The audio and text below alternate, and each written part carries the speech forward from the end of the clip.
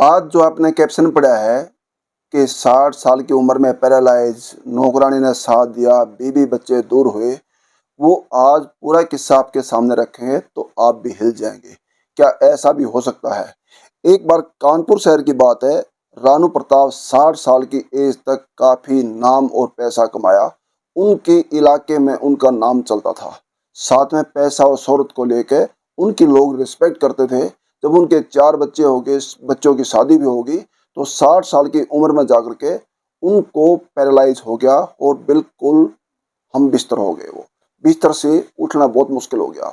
उनको रात को पैरालाइज होते ही सुबह हॉस्पिटल में ले गए तो डॉक्टर ने बोला कि इसको लाने में बहुत देरी कर दी है और इसको अब ऐसे हालात में शायद जब तक जिएंगे जब तक बिस्तर पे ही रहना पड़ सकता है। ऐसा भी डॉक्टर ने उनको बताया।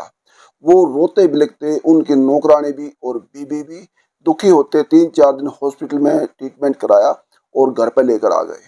2-4 दिन पास में बीबी रही, इलाज किया, देखभाल की, साथ में नौकरानी रहती थी। बच्चे चारों बाहर वाले अलग नया मकान बना था उसमें रहते थे। लेकिन उसको दुखी देखकर सेवा ना करने का मन बना के वो बच्चों के पास ले गई, जहां पुराने घर से नया मकान लगभग 5 किलोमीटर की दूरी पे बताया गया है। और वहां नौकरानी को ही छोड़ गई कि आप इसको संभाल लीजिए। जबकि कई कई दिनों तक नौकरानी संभालती रहती और 15-20 दिन बाद उनकी बीबी आ जाती, वो भी इस हालत में देखने के लिए कि कितने दिन तक और जिंदा है और कब ये यहाँ से अलविदा करे। ऐसा परिवार बिल्कुल छिक चुका था और नौकरानी उसकी सेवा करते करते कई साल बीत गए। और एक दिन रानू प्रताप कहने लग गया नौकरानी रीना से कि आप लोग कहाँ रहती हैं, कितनी दूर पे रहती हैं।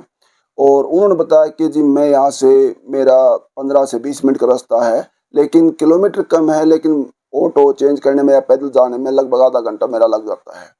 उन्होंने कहा कि आप लोग बाजू वाले मकान में शिफ्ट हो जाइए, ताकि लोग लाज के मारे अगर इसी मकान में रहेंगे तो लोगों का नजरिया कुछ गलत हो सकता है, सोचने का, कहने का। तो बाजू वाले मकान में शिफ्ट हो गई रीना और दिन रात उनकी सेवा करती रही। इस टाइम पीरियड को लगभग 4 से 4.5 साल बीत गए सेवा करते करते। और उनकी काफी नजदीकियां भी हो गई, क्योंकि बिस्तर पे से बाथरूम भी, टॉयलेट भी संभालना, दवाई बूटी कराना, सब कुछ करना। और काफी उनकी नजदीकियां भी हो गई और तालमेल भी, उनके विचार काफी मैच हो गए। मैं जो कहना चाह रहा हूँ आप लोग समझ सकते हैं। तो इस चीज को देखते हुए कभी कभार उनकी बीबी आती और ये देखने के लिए कैसे हालात में है और कितना समय और ये जी सकते हैं, ऐसा देखने के लिए आती, देख के चली जाती, लेकिन सेवा नहीं होती। सेवा नौकरानी रीना ही पुगाती। ऐसा सोचते सोचते काफी समय बीत गया और रानू प्रताप नौकरानी रीना से पूछने लगे कि आपके पास बच्चे कितने हैं और क्या काम करते हैं। नौकरानी रीना ने बताया कि साहब मेरे पास में एक बेटा है और वो अंडे की रेडी लगाता है। और रानू प्रताप ने पूछा नौकरानी से क्या उसमें गुजारा हो जाता है? कि गुजारा तो नहीं होता जी, लेकिन बड़ी मुश्किल से जो आप 4 पैसे देते हैं कुछ बेटा कमा लेता है, बड़ी मुश्किल से टाइम पास होता है। वो कहने लगा आपको कोई मदद चाहिए? कह रहे मदद जो, अगर कुछ पैसे मिल जाएं ताकि मैं अपने बेटे की अंडे की रेडी का काम बढ़ा सकूं, उसके अच्छे से काम हो जाए ताकि हमारे परिवार का गुजारा चल जाए। तो जब कई साल बीत गए तो एक दिन कहने लग गया रानू प्रताप कि मैं काफी समय से ये सोचता था कि मेरा बुढ़ापे का सहारा एक दिन ये बनेगा, जो मैंने जमा पूंजी रखी हुई है, जो मैंने बीबी को भी, बच्चों को भी, किसी को भी नहीं बताया। और आपको मैं उस पैसे को एक बार मैं उसमें से लेके और कुछ आपको देना चाहता हूँ, लेकिन बैंक में ले जाने का काम आपके जिम्मे है, जो आपने परिवार को नहीं बताना। ऐसा नौकरानी रीना ने समझा और उसके लिए ऑटो का बंदोबस्त किया। जबकि 20 साल पहले रानू प्रताप ने जमा पूंजी में से 20 लाख की एफडी की थी और उस समय इस हालात में उनकी इंटरेस्ट इकट्ठा होकर लगभग 40 लाख की पूंजी और 1 किलो सोना भी उन्होंने बैंक में बतौर सिक्योरिटी रखा हुआ था, ताकि मेरे आधे समय में ये काम आ जाए। मैं तकलीफ में हूँ या मेरे बीवी बच्चे हों तो उनका सबका ये सहारा बन जाए। लेकिन आज मेरे से सब कुछ दूर होने पर मुझे वो यूज करना पड़ रहा है और ये लग रहा है कि जो सेवा करेगा मैं किसको दूं, क्या करूं। आप मेरे को बैंक ले चलिए और वहां बैंक ले जाकर के और बोला ये खबर किसी को पता नहीं लगनी चाहिए। ये बैंक ले जाकर के और वो सारा पैसा और उसी बैंक में उसका रीना का अकाउंट खुलवा के सारा पैसा और वो 1 किलो सोना और वो रीना के अकाउंट में ट्रांसफर करवा दिया, ताकि उन्हें सोचा कि आज खराब समय में मेरे बीवी और बच्चे 4 बच्चे जवान हो रखे हैं, कोई सहारा नहीं बनता। और इस हालात में आप लोगों ने मेरा साथ दिया है। तो रीना काफी देर तक रोने लगी और बेबस हो गई। कह रहा साहब मैंने इतनी उम्मीद नहीं थी।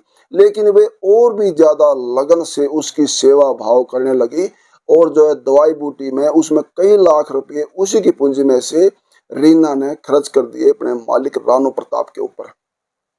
जबकि 5 साल लगभग बीतने के बाद हल्का हल्का बैठने लगा, चलने लगा। उन्होंने खूब दवाई बूटी और एक्सरसाइज, मालिश काफी जो बताया वो मदद की। डॉक्टर ने बताया कि आप लोग इनसे अच्छी अच्छी बात कीजिए, क्योंकि जब ये अगर मनोबल से जीत जाएंगे तो कुछ बीमारी से भी जीत जाएंगे। आप लोग इनसे दुखों की बात ना करना, सिर्फ और प्यार, खुशियां, यही बात करना।